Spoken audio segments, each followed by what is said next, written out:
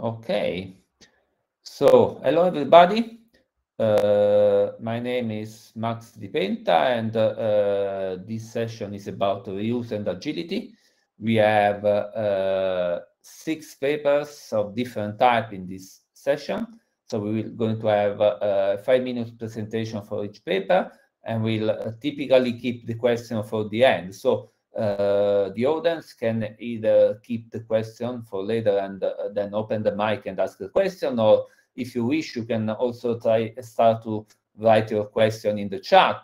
But if you are doing so, please either write the speaker name or the paper number, like paper 1, 2, 3, 4, and so on, so we know to whom we are asking questions.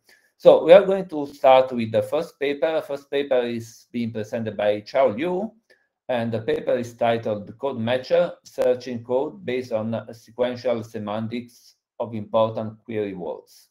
Please.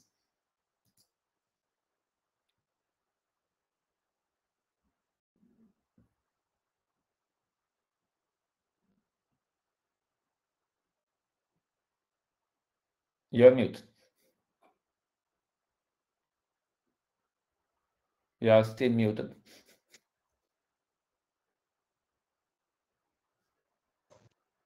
Okay. Can you hear? Yes. Okay, sure. I'm Chao Liu from Chongqing University, and present our work Code Matcher, searching code based on sequential semantics of important keywords. And searching and reusing existing code from large-scale repertoires can improve software development productivity. And we can see that the GitHub commonly returns numerous irrelevant and useless code. And we can see that existing code, such as the information retrieval model, works fast, but the accuracy is bad. The deep learning models work slow, but it has 3 advantages, such as understand irrelevant keywords, capture sequential relationship between words, and learn matching relationship. And our goal is to fuse their advantages. We here present our code matcher. From step 1 to step 4, we build an index for the code base, such as the information retrieval model. From step 5 and 8 to step 8, we simulate the advantages of deep learning models, such as collect metadata, address irrelevant noise words and stable words. And we perform fuzzy search to retrieve some candidates from the indexed code base. And we finally remove some redundancy and re-ranked the code list according to our designed algorithm. An example is that Akura converts an input string to a string. We analyze the token metadata, such as property, frequency, and importance for each keyword, and perform the fuzzy search for code search. And we re-ranked the code list and put the first code to the list. We compared our code matcher with 3 step-outs and tested on our code base over 60 million Java methods. Our experiment code matcher outperforms 2 deep learning models and 1 information retrieval based models. And the code matcher runs fast with only 0.3 seconds for an query and without any time-consuming training. And all the components are less necessarily required. And we also proved that code matcher substantially improving GitHub and Google search. We also did some analysis of the results of our code search. We found that this tool works well because it can precisely match the semantics of the code method name. We also showed that the conciseness and the completeness of the searched code is better than the baselines.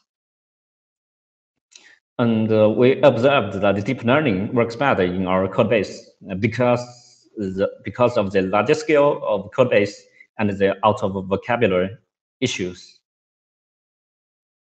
And we analyzed the importance of the word sequence. We found that most of the queries showed the importance, but many baseline didn't consider this problem.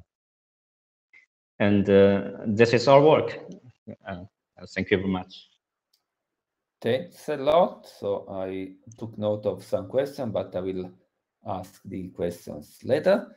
Now we move to the second speaker, Joseph Heidrup, and is going to present another journal first paper titled Prezi from Package-Based to Call-Based Dependency Networks. Yes, thanks. Sorry.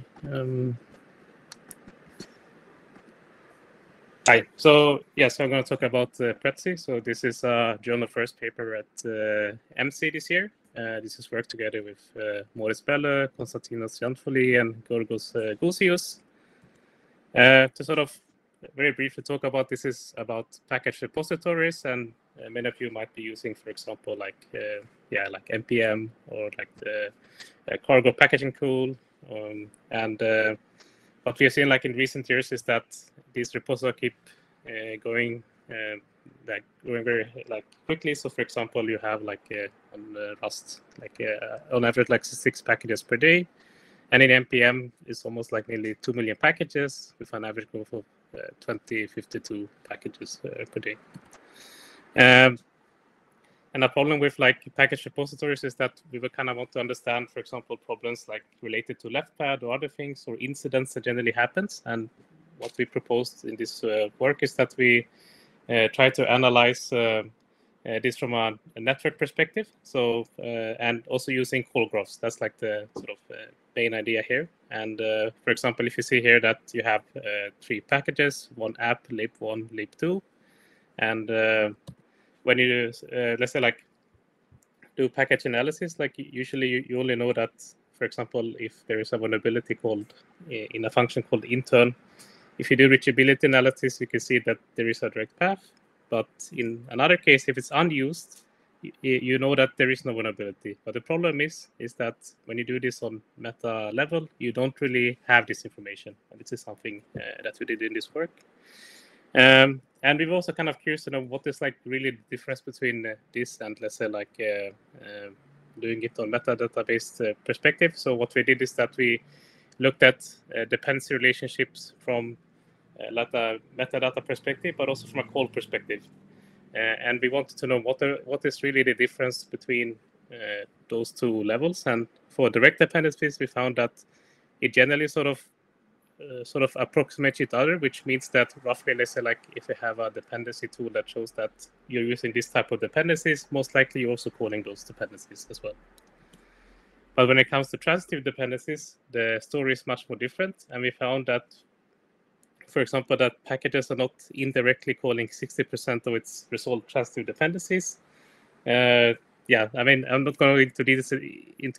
You can find more in the paper, but there are a lot of discrepancies between when it comes to transitive dependencies.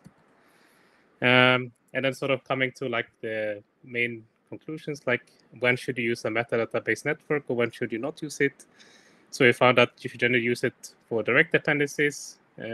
Constructing call graphs for every single package of a repository is very expensive. So there's like a huge cost benefit. And also you have to think about the soundness as well. So that could be like a problem because package repositories are not homogeneous. There are a lot of different packages. Some might have code generation, some might do, use some other dynamic features.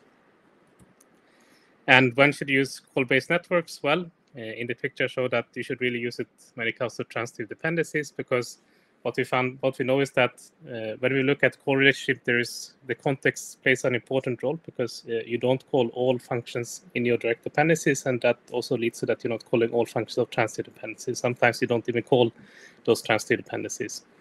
And the other point is that when you start looking into the code, you also get much higher actionability, and of course you get more precision.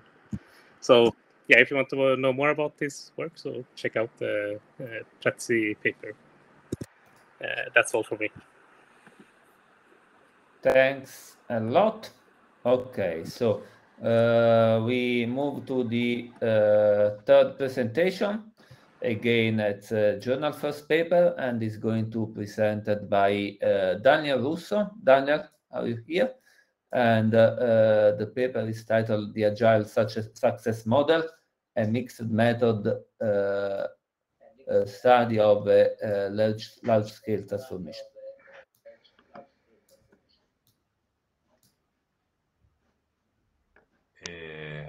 Hello, everyone. Can you hear me? Yes. Yes, you can hear me. I'm now trying. Can you see my presentation? Very small, but somewhat. It's very small. Yeah, I mean, apologies, but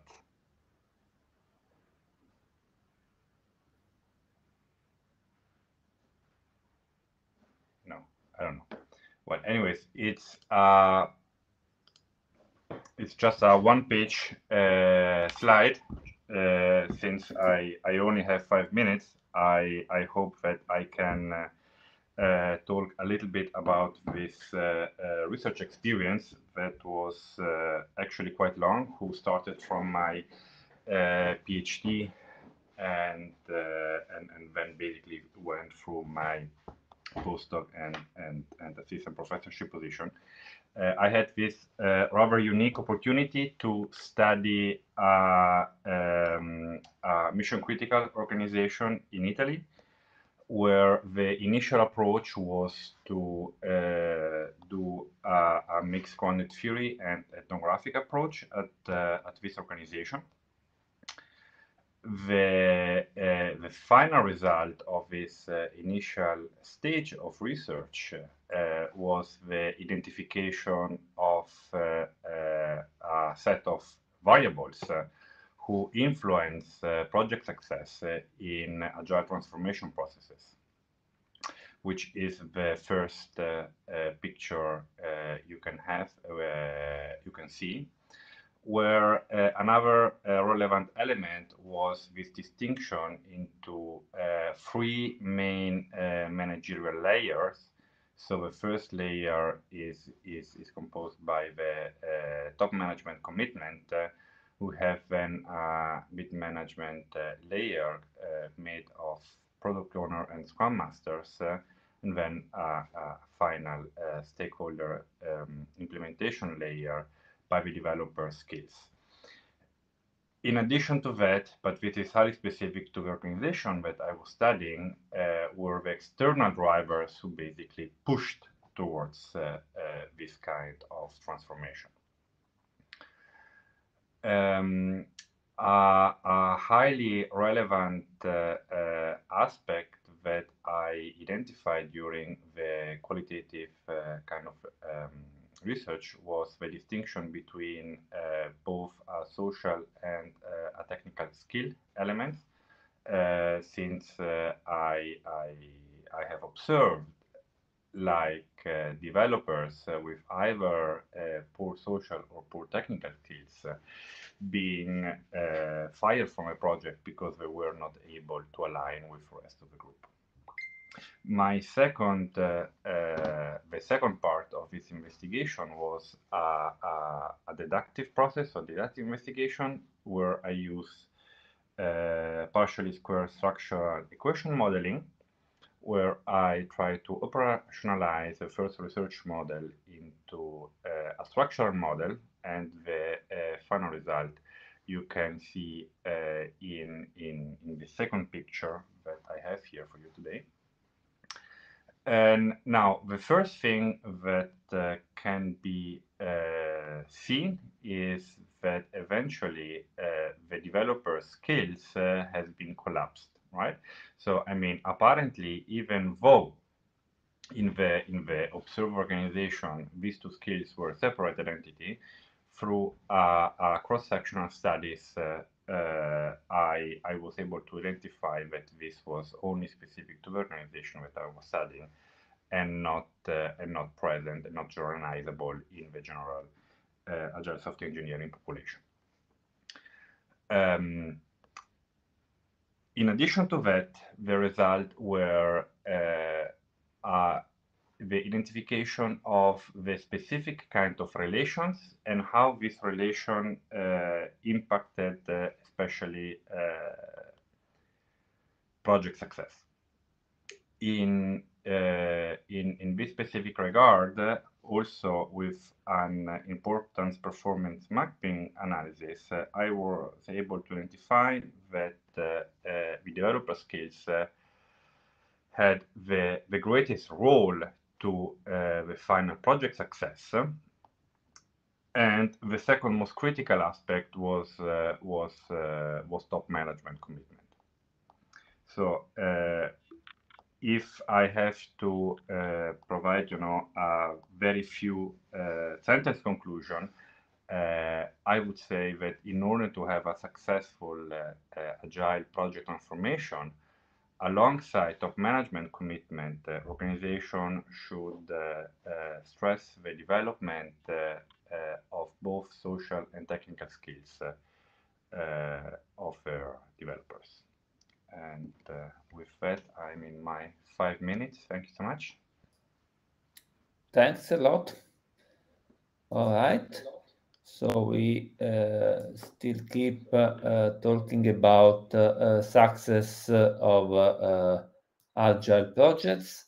This time, yes, again, we have a journal first paper being presented by Elvan Kula, and the title of the paper is Factor Affecting One-Time Delivery in Large-Scale Agile Software Development. Thank you very much, Max. So hi, everyone. I'm Elvan Kula from TU Delft, and I'm here to present our journal first paper. The work was performed as part of a collaboration between TU Delft and ING, the Dutch bank. I worked on the paper together with Erik Greuter from ING and Ari van Deursen and Georgios Chousios from TU Delft. So before I tell you more about the paper, I first want to remind you that late delivery and cost overruns have been common problems in the software industry for decades. So on average, software projects run around 30% over time, and this percentage does not seem to have decreased since the 1980s. Delays are caused by deficiencies in effort estimation during project planning. During project planning, and effort estimation is especially challenging in the software industry due to the fact that software projects are complex socio-technical systems. Effort estimation remains an important topic, as improving it has a large economic benefit for software organizations. So it can help companies to reduce delays, to improve customer satisfaction, while also enabling a more efficient resource allocation to reduce delivery costs.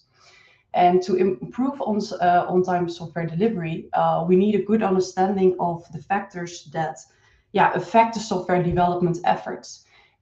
Previous research has identified a large number of factors that influence efforts, but which factors have the most impact is not clear. So we lack an understanding of the relationships between these factors and how they impact on-time delivery. Effort estimation is also a major challenge in agile development settings. So a particular challenge involves combining the short-term iterative agile planning setting with the business needs for the long-term planning of larger pieces of functionality that we often refer to as epics. Epics are, larger pieces of functionality. It can be split into features, which can then be in turn split into user stories.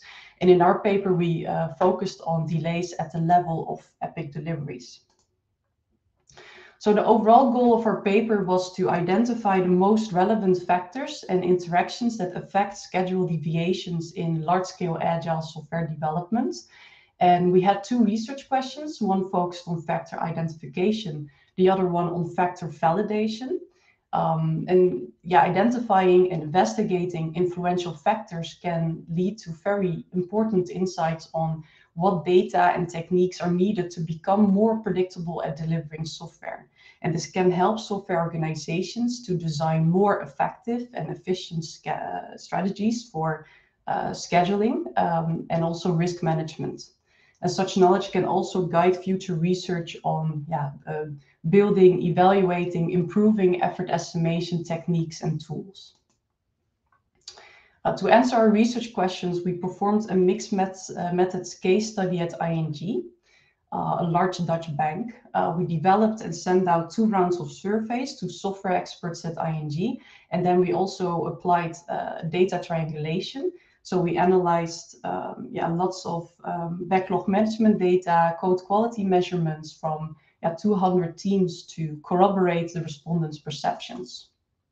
So I will give you a short peek at the results. So from the survey responses, we identified 25 factors that are perceived to affect on-time delivery in large-scale agile settings.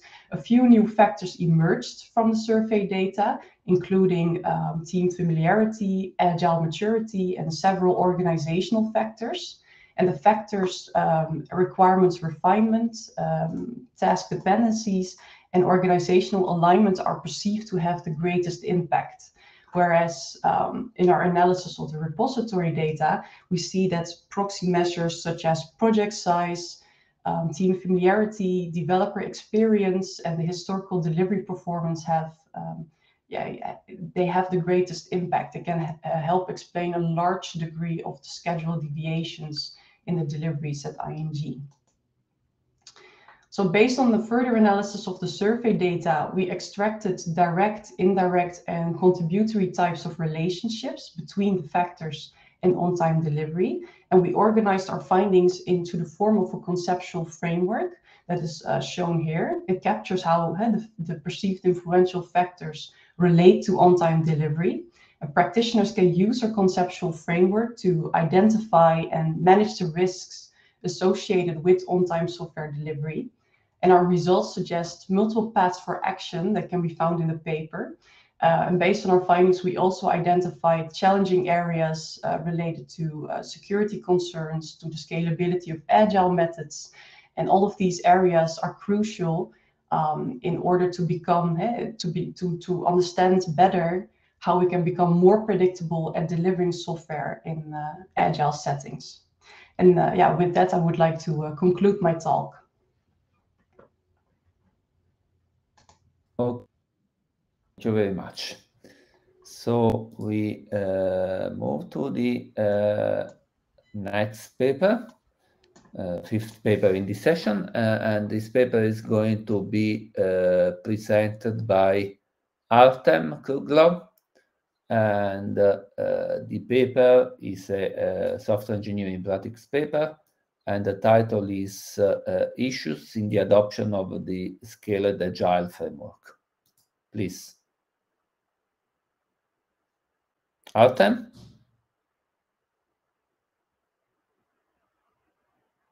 Artem, are you here? I see you here, but...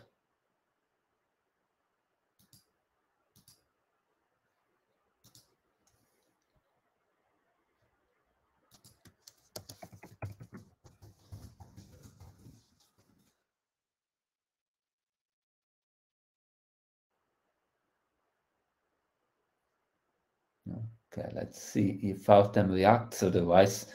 Okay, here we go. Hello, Artem.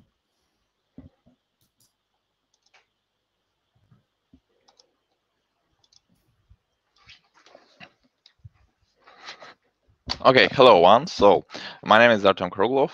Let me present our work titled Issues in the Adoption of the Scaled Agile Framework.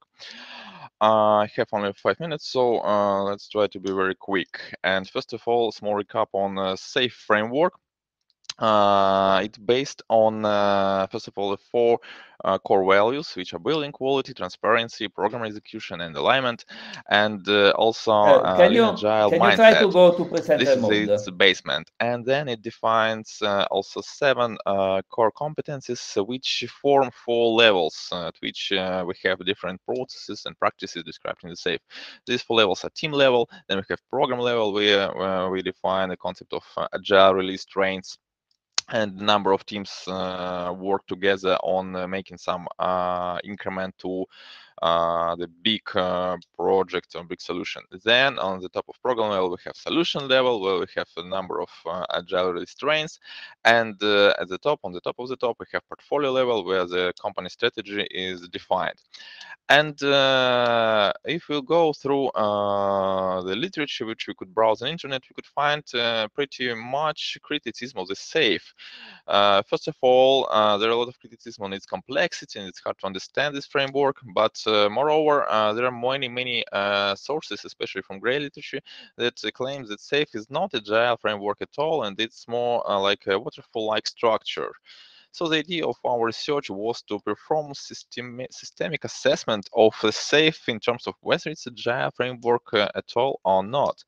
And we try to answer 3 research questions in our survey.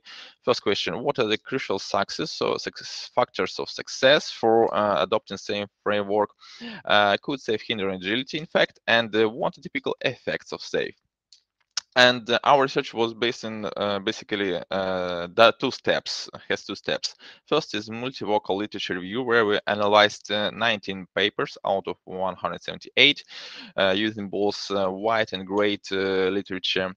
And on the basis of results of multi-vocal literature review, we perform also a survey with 25 participants. And after it, we compare the results and perform the systemic analysis based on these 2 directions. So the results were the following. Results of multi-vocal literature review show that success factors of SAFe are appropriate staffing, leadership support, and measuring changes, the main success factors. Then going to a question on hindering fragility by SAFe framework, we got the following possible aspects of SAFe which conflict with agility. They are team structure, too detailed methodology, complexity, inability to improve, and the requirement for alignment in terms of direct decisions, not on a creative work of teams and team members. And effects of SAFe which were found in literature are positive effects. Alignment, yes, on contrast with previous research question. Ability for continuous improvement, frequent deliverables, and improved quality of the product, of the code. And negative effects were big upfront planning, as it seems for some authors, difficulty or complexity of the framework, challenges for continuous improvement, and hierarchical decision making, which again refers to alignment. And with the results of multi-vocal literature review, we moved to the survey. And the first set of questions were dedicated to the research question on success factors of SAFe. And from the survey, we got the following result: that leadership support is the main factor of success, followed by such factors as synergy of business and development, culture, competent staff, and creating pilot teams to test how these frameworks works at all. Factors which hinder agility according to the survey. You could see that we asked the same questions as we got from multi-vocal literature review and we asked participants whether it's true or not. And we could see that for too complex framework and not adaptable processes, we got more or less approval of this concept. But for supporting of learning and improvement and for hierarchical alignment, most respondents said that they strongly disagree with these statements. And the final research question, according to from the survey, positive and negative effects also were proved. We got the approval of results which we got from multi-vocal literature review: the better productivity, big picture, coordination, quality of the product, etc. And negative effects, the main negative effects is the requirement for additional resources. So overall results shows that SAFE requires commitment from the whole organization to be successful, not only from the top management, but from team members as well on each level of organization. And which is more important as a result of our research, the second research question, which is about hindering agility. According to the survey, it seems that SAFE not hinders agility, but vice versa. It appears to expose its essence, as it requires additional commitment and involvement from each parties, which in fact the part of any agile culture. It's much more complex than a waterfallish structured waterfallish hierarchical culture. So that is why the result shows that indeed SAFE is agile and it exposes agile practices and behavior in the companies. And benefits and drawbacks of SAFE, also a result of multivocal literature review, were approved by the survey. Benefits of better productivity and quality of the products and processes, and challenges in terms of extra resources, both direct, additional source, additional personnel training, and indirect, as far as we need to face with feelings of some individuals that we has less autonomy, more strict structure in the SAFE, but it's feelings. It's not a real situation. As far again we got from second research questions that SAFE do support agile in a nutshell. And as a conclusion, I could say that this study that we performed was fundamentally exploratory and observational, and of course it's preliminary study because the survey has not too many participants involved in, and we do hope that the results of the study will be used in further researches by researchers in further research and development of their own frameworks or prove some concepts. And also we do believe that such studies should be performed also for other popular frameworks, agile frameworks applicable in large organizations such as large scale Scrum, Scrum at Scale, Nexus, and other popular frameworks. With it, I'd like to stop my presentations. Thank you for your attention. Thank you very much. That's all. Okay, so we go back to reuse and let's say more low-level analysis. We have the last paper for this session. This paper is going to be presented by Hitan Chai.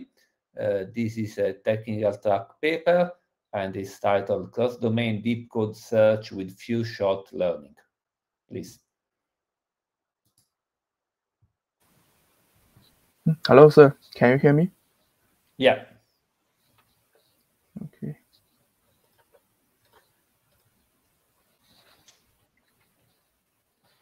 Okay.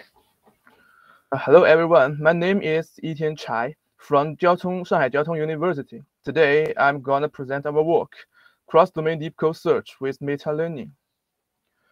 The past few years have witnessed a rapid development of deep learning-based code search, in which a bimodal deep neural network is trained based on a large parallel corpus of code and natural language.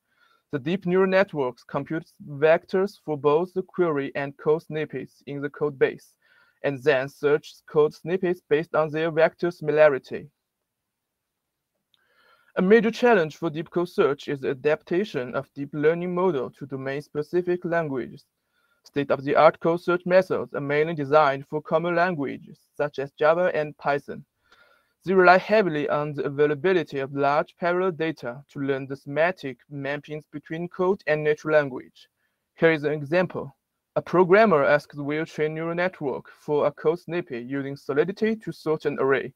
Although the neural network is well-trained, with a large amount of data, it can understand well what is Solidity. A key idea to solve this problem is the few-shot learning.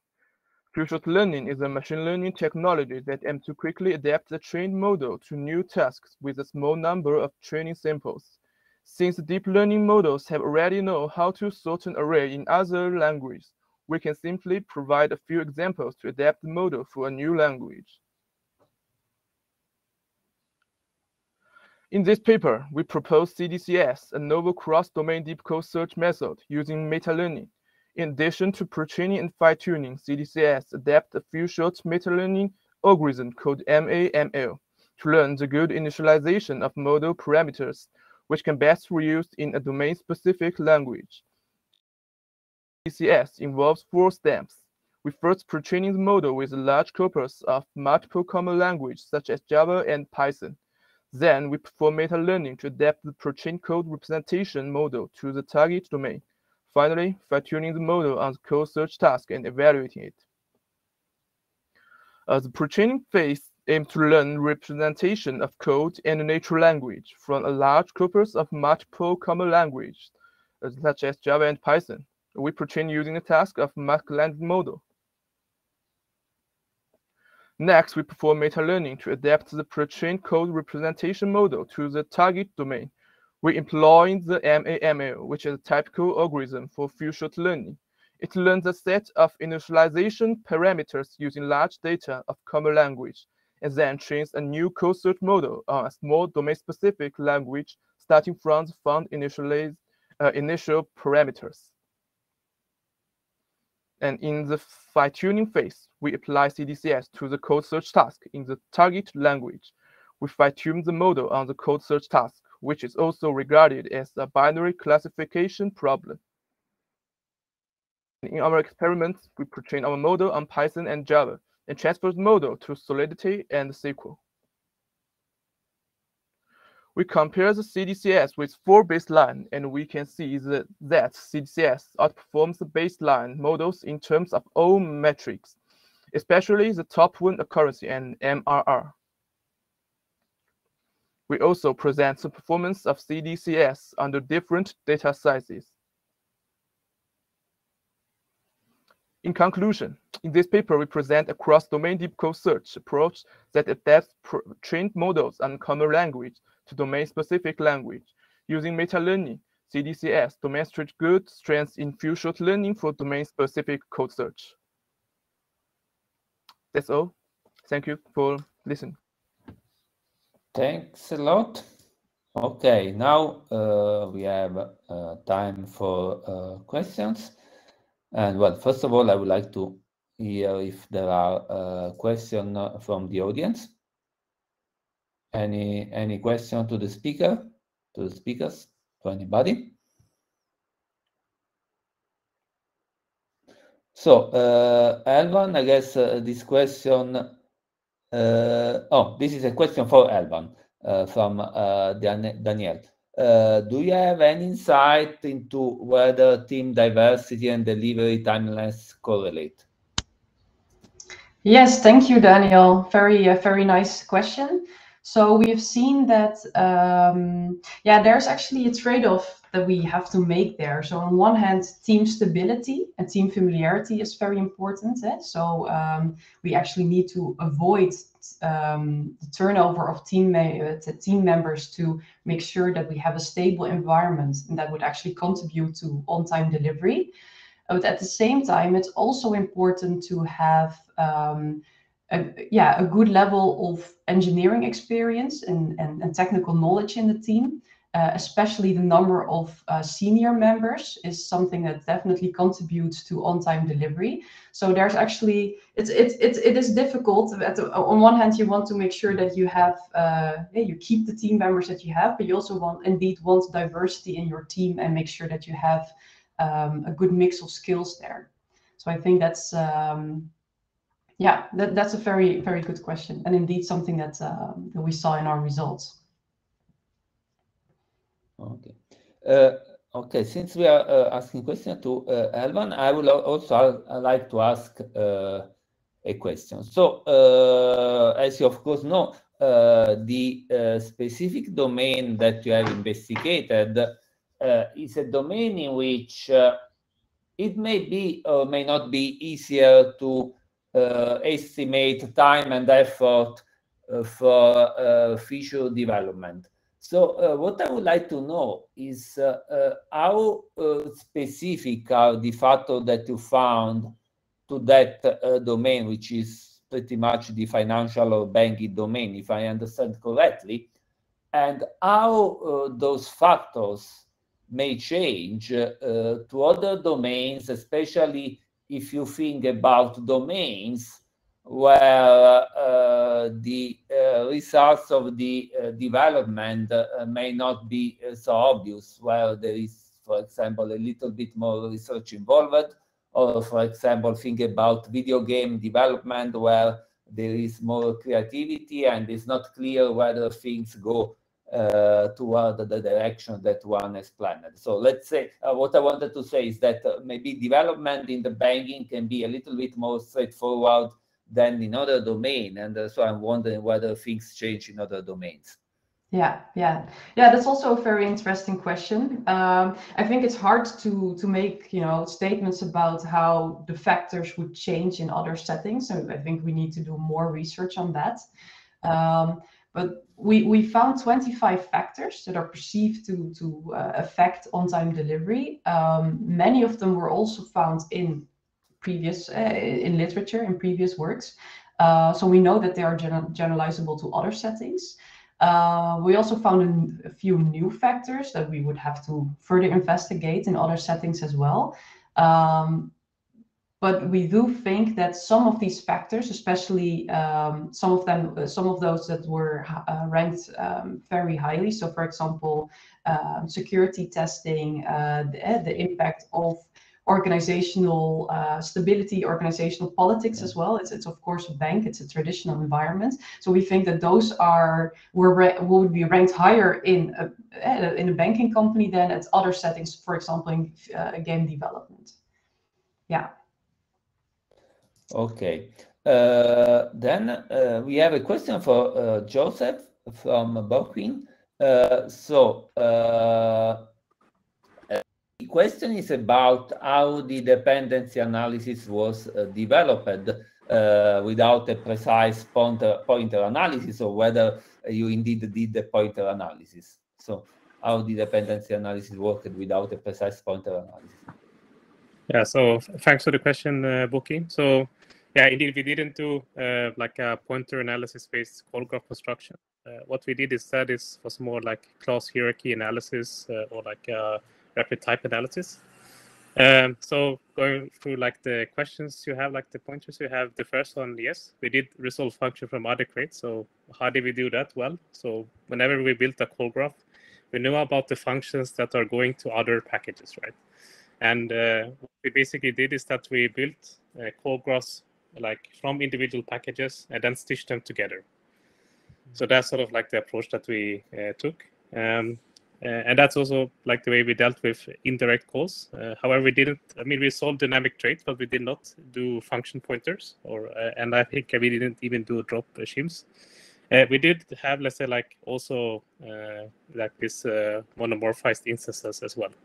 So what we did, because I don't know how Rust specific this is, so I mean we did this at the mirror level yeah. So initially we did first like at let's say like by building like the LLVM like format, but the problem with the LLVM format is that you don't have all the type information. So then we hooked into the mirror instance, and that's basically where we gathered all type information to build more or less like a CHA based call graph. Okay, thank you. Yeah, thanks. Thank you. Other questions? Not yet. So I have a question for the first speaker, Claudio.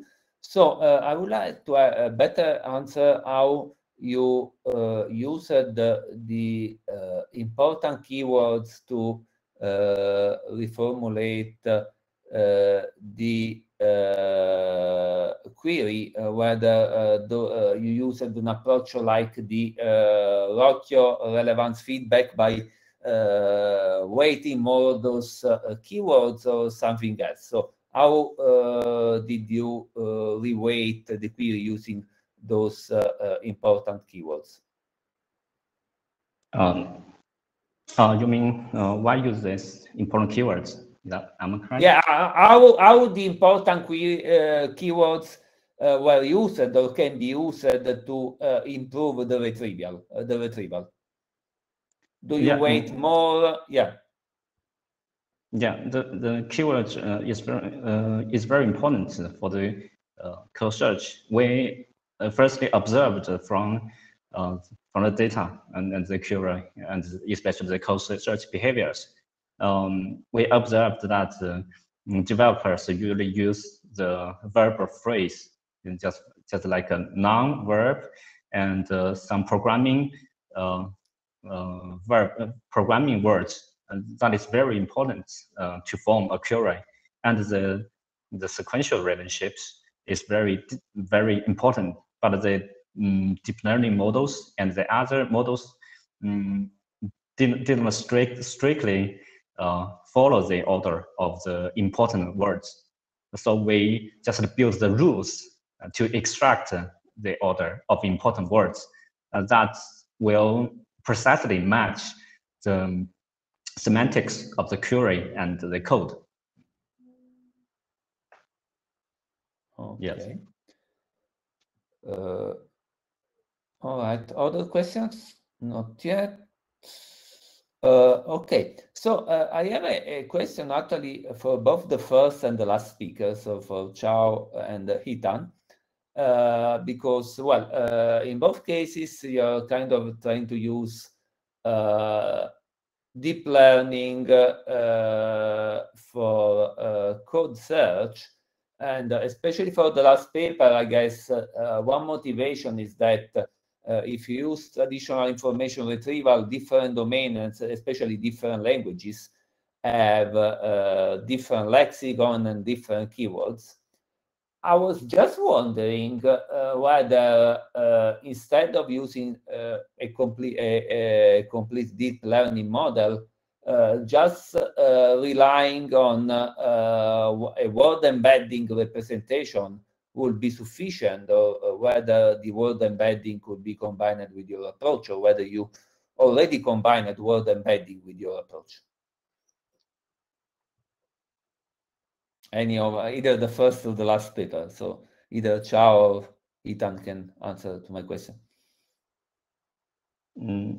Well, I think as our work is information retrieval model, and we found that the code search tools works because the words such as a query and the machine learning they represent in the same way, because they are all natural languages, and the embedding methods used for natural language processing can help this. And for the query and the code, they implement in different ways, and the tokens and will be different. And I think the word embedding, in my opinion, the word embedding have some difficulties in marrying the equivalence of the query and the code. So the key is the quality of the training data, I think. Yeah. Okay, thank you. I don't know if also the last speaker would like to comment on this. Hitan? No. Okay. All right. Maybe I have. Yes, please. In our research, is that question about the embedding? Yes. Yes. In our research, we try to embedding through the embedding to extract information from the task itself, not only for the programming language like the information in Python or information in Java. We use the meta-learning methods to extract the task information. Yes, the code search task, the information about itself from the Python and Java, the large corpus of data set. Okay. Okay, thank you. I would also like to ask a question to Daniel. So basically, it's more a clarification question. I would like to know more about how did you observe the process in the companies? What kind of methodology did you use? Did you use semi-structured interviews, questionnaire, ethnography? Did you analyze documents, all of them together? What you did? Yeah, thank you for the question. It was a mixed approach. Yeah. It started more like an ethnographic approach, so through observation.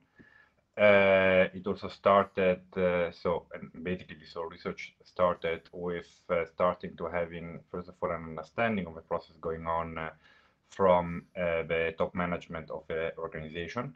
Afterwards, through observations, once some kind of patterns have been identified, I run a number of semi-structured interviews and using a new grounded theory approach, which is chain methodology, developed by Denis Gioia, which is now considered to be the mainstream grounded theory approach, at least for in the management community.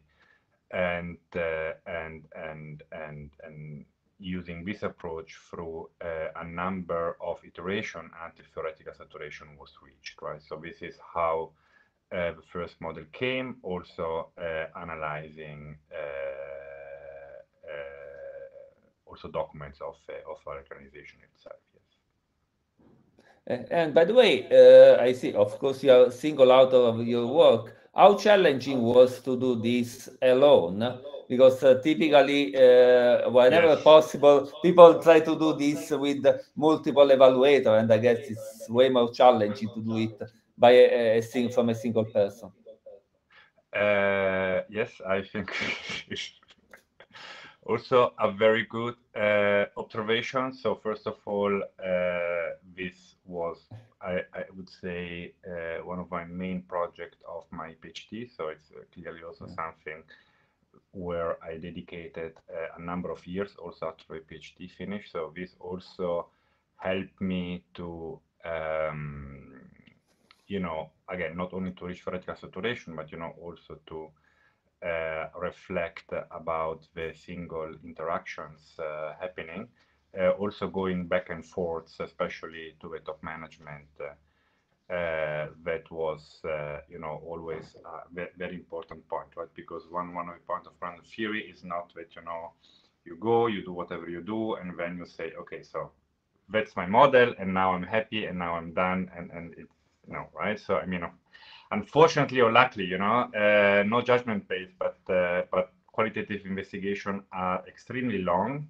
I would say very complicated, because the identification of the teams and this whole process, right? So basically from verbatim into aggregate dimension is an extremely long process where, you have to iterate multiple times.